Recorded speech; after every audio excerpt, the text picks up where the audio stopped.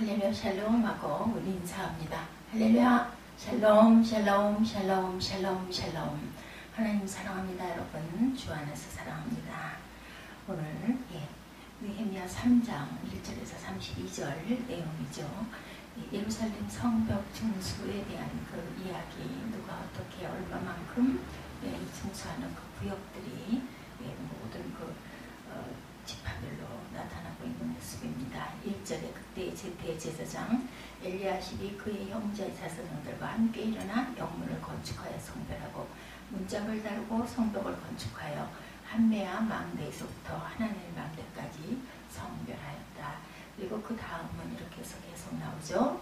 여리고 사람들이 건축하였고 그 다음은 아므리의 아들 삭불이 건축하였으며 아므는 하스나의 자손들이 건축하여 그 돌보를 얹고 문짝을 달고 자물쇠와 빗장을 갖추었고 이렇게 그 자손들의 어디를 어떻게 했다는 내용이 32절까지 나타납니다. 피라미드를 직접 방문해 보면 이렇게 거대한 건축물을 그 시대의 사람들이 어떻게 이렇게 할 수가 있을까? 어떻게 이런 것을 이렇게 만들 수가 있을까? 이런 이야기들을 많이 한다고 합니다.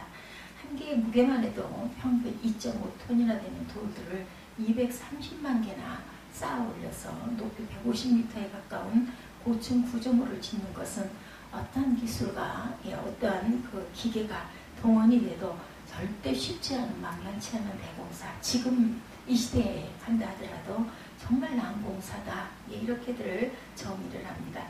그런데 중장비는 고사하고 철비조차 없던 청동기 시대에 그런 일을 해내었으니 정말 세계 7대 불가사의 중에 하나로 불릴만하다. 그렇지만 어쨌든 그 피라미드가 사람의 손으로 지어졌다라는 사실만은 틀림이 없습니다. 그 비결은 뭐 팀워크이죠. 인력이라는 것은 기껏해야 삽으로 흑암용품을 파내는 것이나 망치나 정으로 돌표면을 조금 깎아낼 수 있는 정도밖에 안 되지만 많은 사람이 모여서 각자의 힘을 효과적으로 발휘하면 그런 대공사도 거뜬히 해낼 수 있는 것이다. 놀랍죠. 느헤미야 총독을 중심으로 유다 사람들이 예루살렘 성벽 재건이라는 대역사를 이루어갈 때도 사실은 마찬가지였습니다. 나중에 느헤미야 6장 15절에 보면 그들은 예루살렘 성벽을 불과 52일 만에 재건했다. 이렇게 기록되어 있습니다. 아무도 손을 댈 생각조차 하지 않고 엄두도 안 나죠. 그냥 무너진 성벽을 가만히 바라보기만 하고 있을 때에는 불가능하게만 보였던 그러한 일들이었지만 온 백성이 마음과 힘을 모아서 달려드니까 2달도 채 못 되어서 끝나게 되었다. 결국 예루살렘 성벽 재건 공사 역시 이 팀워크를 통해 이루어낸 승리 쾌거입니다. 개인의 형편과 처지는 다를지라도 모든 성도들이 한 사람도 빠짐없이 이 선한 일에 동참했을 때 이런 결과가 나타난다. 본문의 말씀을 보면 그 예루살렘 성벽 재건 공사에는 우선 각종 직업에 종사하는 다양한 신분의 사람들이 모두 다 참여했음을 우리가 알 수가 있습니다. 1절에 그때 대제사장 엘리야십이 그의 형제 제사장들과 함께 일어나 양문을 건축하여 성별하고 문짝을 달고 성벽을 건축하여 한메아 망대부터 하나넬 망대까지 성별하였다. 이렇게 기록되어 있습니다. 여기 양문이라는 것은 성문 앞에서 양들이 많이 매매가 되고 성전에 제물로 바칠 양들을 먼저 이 문 곁에 있는 베데스다 못에서 시스노에 사용했기 때문에 붙게 된 이름 양문입니다. 그 양문으로부터 시작해서 한메아 망대에서부터 하나넬 망대까지 해당되는 성벽은 북쪽 성벽의 유충지인데 이 부분을 대제사장과 그의 형제 제사장들이 맡아서 건축한 거죠. 여기서도 그렇지만 이 3장에서 각 팀별로 할당된 구역이 등장하고 그것을 누가 증수하였다라고 한 것은 그 사람 혼자서 했다는 뜻이 아니라 그 구역을 맡은 사람들 중에 팀장의 이름만 대표적으로 기록해 놓은 거죠. 하여튼 이 공사 현장에 등원된 인력 중에 제일 먼저 등장한 사람이 바로 대제사장과 대제사장들입니다. 그들은 나는 거룩한 깊은 자인 성벽공사 같은 막노동에 직접 나선다는 것은 체면이 구겨지는 일이다. 이렇게 생각하는 사람은 한 사람도 없었습니다. 지금 어찌하든 예루살렘 성벽을 하루라도 빨리 재건해야 하는 상황에서 나는 화이트 칼라 입네 하면서 팔짱을 끼고 뒷전으로 물러나 앉아있는 사람은 한 사람도 없었다. 오늘날에도 개척교회나 선교지에서 예배당을 지을 때 항상 보면은 목사님들부터 앞장서서 성도들과 함께 블록을 쌓아 올리는 것과 같은 그러한 자세, 이 제사장들이 그것을 먼저 보여주신 거죠. 그처럼 제사장을 필두로 해서 8절에 보면 금장색, 즉 금세공 기술자와 향품장사, 화장품을 파는 세일즈맨도 이 봉사에 참여하고 있는 것이 보입니다. 그들은 흙을 파고 돌덩어리를 져다 나르는 일과는 아무 관계없는 일을 하는 사람들이었지만 그런 것을 전혀 개의치 않고 함께 땀을 흘렸던 겁니다. 이어지는 9절에 예루살렘 지방의 절반을 다스리는 후루의 아들 르바야가 정수하였고 이렇게도 나타나 있습니다. 여기서 예루살렘 지방의 절반을 다스리라는 일은 후루가 아니라 후루의 아들 르바야를 수식하는 말입니다. 당시 예루살렘은 두 개의 행정구역으로 나뉘어져서 두 사람이 각각 다스리고 있었습니다.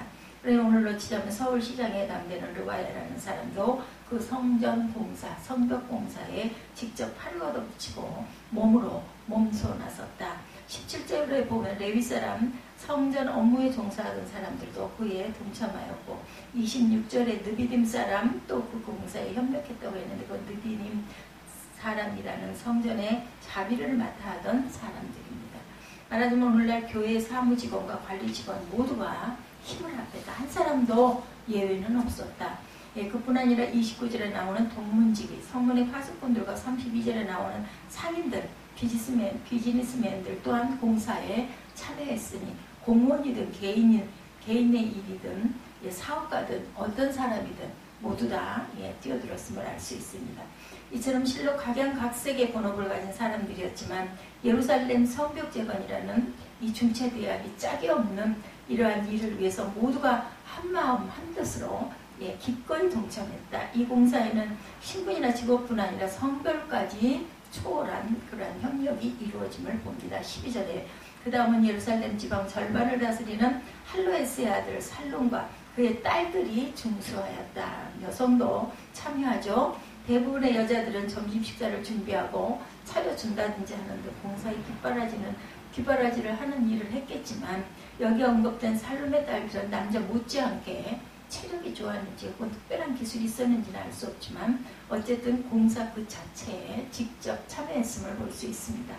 예루살렘 성벽 재건을 위해서 그야말로 남녀 구별 없이 모두가 각자의 최선을 다했던 것. 실로 교회야말로 남녀의 능력 차별이 없이 하는 일인데도 항상 선도적인 역할을 했던 것이 바로 교회입니다. 여전도회, 여집사, 권사, 권찰, 구역장 등을 통해서 여러 가지 이 일에 고유한 직분을 세우고 여전도회를 통해 오직 여자만 할 수 있고 또한 가장 잘할 수 있는 봉사로서 교회에 기여하게 만들고 있습니다. 예루살렘 성벽 재건에는 출신 지역을 따지지 않는 전국적인 협동이 나타나 있음을 봅니다. 비단 예루살렘 거민들만 공사에 참여한 것이 아니라 2절과 5절과 7절에 보면 여리고 사람, 드보아 사람, 기브온 사람 그리고 미스바 사람들 즉 문자 그대로 전국 방방곡곡으로부터 예루살렘에 찾아와 이 공사를 위해서 돕기를 마다하지 않았죠. 그렇다면 왜 예루살렘 성벽 재건 공사 이처럼 신분, 직업, 성별, 출신, 지역까지 초월하는 거국적, 민족적인 협력이 이루어졌을까? 그것은 결국 유다 백성 각자의 생존에 관한 문제였기 때문입니다. 이스라엘의 재건을 시기하고 방해하려는 주변 이방족들의 위협과 도발이 끊임없이 이어지는 상황에 먼저 예루살렘의 성벽이 재건돼야만 일단 국가의 안보를 확보할 수가 있었기 때문이죠. 그렇게 되면 예루살렘은 당시 애국과 메소포타미아라는 두 대표적인 문명을 잇는 무역로와 한중간에 위치한 교통의 요지로서의 이점을 10분 발휘함으로 다시 한번 경제적 부흥을 이룰 수 있었고 그것은 또 모든 유다 백성들의 풍요와 직결될 수가 있었습니다. 그러니 예루살렘 성벽 재건은 국가의 공적인 사업이면서도 백성 모두에게 지극히 개인적인 일로 영향을 끼쳤다. 예루살렘을 위하여 평안을 구하라. 예루살렘을 사랑하는 자는 형통하리로다. 내 성 안에는 평안이 있고 내 궁중에는 형통함이 있을지어다. 시편 122편 6, 7절 말씀이죠. 교회가 먼저 평안하고 형통해야 예루살렘 성 안에 있는 성도들에게도 절르고 평안과 형통이 임하게 된다라는 것이죠. 개인의 능력에는 차이가 있을지라도 성도가 자기에게 맡겨진 몫을 반드시 완수해야겠다. 모든 백성이 다 성벽 재건 공사에 참여하기는 했지만 개인에 따라 능력의 차이는 있을 수밖에 없었는데 느헤미야는 이 점에 있어서도 아주 지혜롭게 대처합니다. 우선 27절에 기록하기를 그 다음은 드고아 사람들이 한 부분을 중수하여 내민 큰 망대와 마주대한 곳으로부터 오벨 성벽까지 이르렀느니라 합니다. 그런데 앞에 5절 상반절로 거슬러 올라가면 그 다음은 드고아 사람들이 증수하였으니 이렇게 말씀하고 있죠.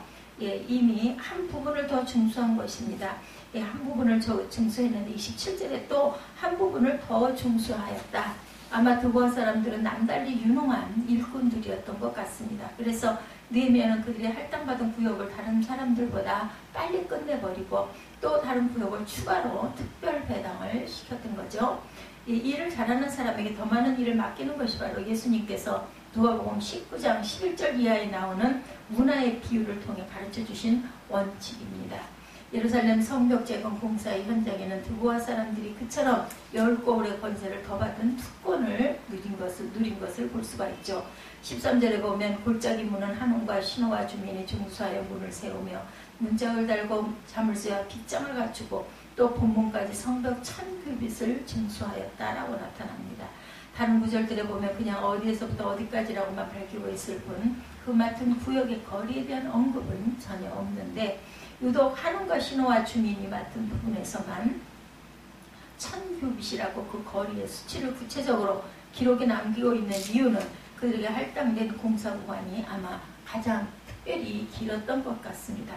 반면에 14절에 보면 백합계렘 지방을 다스리는 레갑의 아들 말기야가 증수하여 문을 세우고 문짝을 달고 자물쇠와 빗장을 갖추었다. 이렇게 기록되어 있는 걸 봅니다. 이 북문이란 쓰레기 처리장으로서 이 문을 가리키는데 이 문은 아무래도 예루살렘 성벽의 다른 성문들보다 가장 덜 중요한 부분이었을 것입니다. 예, 그런데 느헤미야는 다른 팀장들에게 성벽의 한 부분씩의 공사를 감독하게 했지만 이 말기야라는 사람에게는 그처럼 작은 문 하나만 맡깁니다. 그런데 느헤미야는 이처럼 개인의 능력이 조금 차이가 있을지라도 그것을 가장 효과적으로 발휘할 수 있는 방법을 동원했음을 봅니다. 그것이 바로 본문 10절, 23절, 28절, 29절, 30절에 각각 자기 집과 마주대한 부분을 증수하였고 라고 반복적으로 기록하고 있다는 것이죠. 이것은 예루살렘 성벽을 각각 일정한 지역으로 나누어서 책임량을 맡길 때 가능한 한 그 사람의 거주지와 가까운 곳에 자신의 일터가 할당될 수 있도록 배려를 합니다. 직장까지 오고 가는 데만 매일 몇 시간씩 소환한 것이 비효율적이라는 것에 초점을 맞추고 복잡한 그러한 곳을 그 거리를 오가고 있는 동선을 줄여줍니다. 성벽 재건 공사의 각 팀장들에게 그 거주지에서 가장 가까운 구역을 분담시켜 주므로 효율성을 극대화했음을 봅니다. 이처럼 예루살렘 성벽 재건에는 사람마다 각기 자기 책임이 분담되고 그처럼 능력의 차이에 따라서 맡겨진 자신의 몫을 각자가 완수해내므로 전체 공사는 아무런 차질이 없이 진행되었죠. 하지만 그처럼 온 유다 백성들이 한마음 한뜻과 힘을 모으는 사업에 동참하지 않고 자기네만 쏙 빠진 자들이 있습니다. 5절에 그 다음은 드고아 사람들이 증수하였으나 그 귀족들은 그들의 주민들의 공사를 분담하지 아니하였으며 라고 그 팀워크의 2% 부족했던 것을 그것도 기록하고 있습니다. 앞에서 보았던 대부분의 드고아 사람들은 성벽 재건 공사에 추가 할당량을 받을 정도로 일을 잘 해내고 열심히 있는 일을 했는데 뜻밖의 드고아 사람들 중에 일부 귀족들은 그 공사를 분담하지 않았다라고 나타납니다. 그 이유가 이미 다른 드고아 사람들이 남들보다 2배로 일을 해내고 있었기 때문에 더 이상 수고할 필요가 없다는 계산 때문이었는지 혹은 명색이 귀족이라는 사람이 막노동을 할 수 없다는 체면 때문이었는지는 자세히 나타나지 않아서 알 수가 없습니다.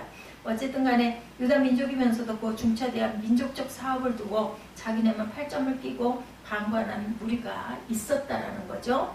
물론 그것은 다 함께 땀을 흘리고 고생을 하고 있던 다른 유다 백성들이 볼 때는 실로 맥이 빠지는 일, 그리고 또한 그저 다툼이 일어날 수 있는 일일 수도 있습니다.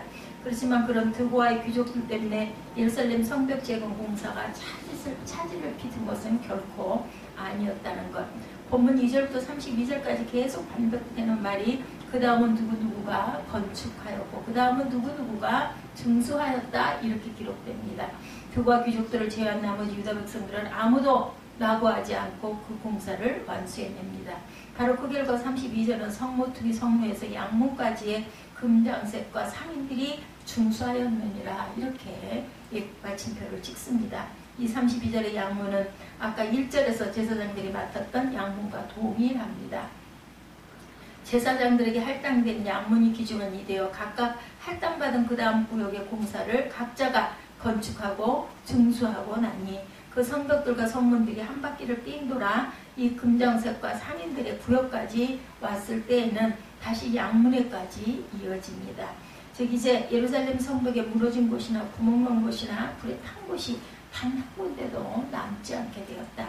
일부 비협조적인 무리와는 아무 상관없이 그저 나머지 모든 백성이 각자의 능력에 따라 자기가 맡은 몫만 성실하게 감당해내었을 때 예루살렘 성벽은 전체가 완벽하게 재건됨을 봅니다. 오늘날의 교회에서도 어떤 큰 일을 할 때 혼자만 쏙 빠지는 얄미운 교인들이 그 성도들이 있죠. 남들은 주일 아침부터 밤늦게까지 봉사를 몇 가지씩 겹쳐서 하는데도 점잖게 주일 오전 예배만 드리고 돌아가는 그러한 사람도 있습니다. 다른 성도들은 생애 최고와 전부의 곳을 바치면서 죽도록 헌신하는데 꽤나 돈이 있으면서도 헌금에는 빠지는 성도들, 이 지상교회에는 어디에나 꼭 예외 없이 있다라는 겁니다. 그처럼 일하기 싫어하고 꾀만 부리는 성도들은 열심히 봉사하고 충성하고 있는 다른 성도들의 사기까지 저하시킨다는 것을 우리가 기억해야 됩니다. 성도들은 교회 내에 그런 일부 특우와 귀족들로 인해 낙심해서는 또한 결코 안 되겠고 당신같이 비협조적인 성도 때문에 교회 일이 안 된다고 책임을 또한 전가하거나 따져서도 안 된다. 끝까지 게으른 사람은 그냥 그 게으른 자리에 남겨놓고 끝까지 혼자 놀려고 하는 사람은 그냥 자기 혼자 놀고 있으라고 남겨놓고 나머지 성도들만이라도 더욱 자기 맡은 일에 충성해야 되겠습니다. 왜냐하면 안 하는 사람들은 그냥 안 하게 내버려 두더라도 오직 하는 사람들만 열심히 하면 결국 모든 일은 잘 성취가 된다. 누가 천규빗을 맡을 수 있고 누가 본문 하나만 맡을 수 있는가 하는 것은 아무 문제가 안 됩니다. 그런 능력의 차이나 아무 상관없이 그저 각자 힘대로 맡겨진 자기 몫을 꼭 완수해내는 것에 집중하는 것이 필요합니다. 우리가 목사든 장로든 집사든 권사든 또한 평신도든 아무 상관없이 성도든 상관없이 다른 사람이 아닌 바로 자신에게 할당된 그 다음에 성벽구역이 있음을 우리가 꼭 기억해야 합니다. 아무쪼록 모두 성도들이 각자 하나님 앞에서 서운한 자신의 몫을 성실히 완수하는 팀워크를 발휘함으로 양문에서 양문까지 완벽하게 해결된 그러한 모든 일들, 교회에서 또는 아니면은 어떤 그 나라의 어떤 행사에서 우리는 우리의 맡은 직분을 꼭 완수하고 가는 저와 여러분들이 되셔야 되겠죠. 내게 맡겨진 부분이 얼마나 긴 성벽인지 얼마나 중요한 문인지는 상관이 없습니다. 우리 중에 단 한 명이라도 자기가 증수해야 할 책임을 다하지 못하면 전체의 성벽에는 구멍이 생길 수밖에 없다. 또 다른 그것을 맡아서 대신해줘야 하는 희생을 또한 감수해야 되기도 하죠. 아무리 다른 곳이 다 지어져 있어도 단 한 군데만 허물어져 있거나 구멍이 뚫려 있다면 이미 그 성은 성으로서의 기능을 완전히 상실하고 만다는 것을 우리가 교회에서도 기억해야 합니다. 담임 목사가 자기에게 맡겨진 책임을 완수하지 못하면 물론 교회에 큰 구멍이 생깁니다. 그렇지만 신방장이나 구역장이 자기 사명을 제대로 못해도 구멍이 생기기는 마찬가지라는 거죠. 많은 헌금을 작정해 놓고 장로가 그것을 이행하지 못하면 교회 재정에 어려움이 발생합니다. 그렇지만 가난한 성도들이 온전한 11조를 드리지 않거나 12바구니 헌금에 불참해도 역시 교회 한쪽 성벽은 허물어질 수밖에 없다는 겁니다. 해보기도 전에 안 될 것이라고 겁부터 먹는 것은 옹졸하기 짝이 없는 피해주의자들입니다. 내가 안 써도 다른 사람이 하겠지. 내가 안 해도 다른 사람이 내겠지. 다른 군사 피 흘리며 나가 싸울 때 나 혼자 편히 앉아서 바라만 보는 비겁한 배신자들과 다름이 없죠. 산으로 옮기기는 큰 일은 별다른 기적을 통해서가 아니라 바로 나 한 사람부터 동참하는 일치 단결에서부터 시작되고 인간적인 계산만 하고 앉아있을 것이 아니라 대공사도 바로 나 한 사람에게 맡겨진 책임을 감당하다 보면 넉넉히 모든 것이 완성이 될 수 있다는 것을 잊지 않는 저희들이 되어야겠습니다. 성벽을 양문에서 양문까지 아름답게 건축해서 성별하는 영광의 그러한 큰 즐거움의 잔치에 항상 참여하는 저와 여러분들이 되시기를 주님의 이름으로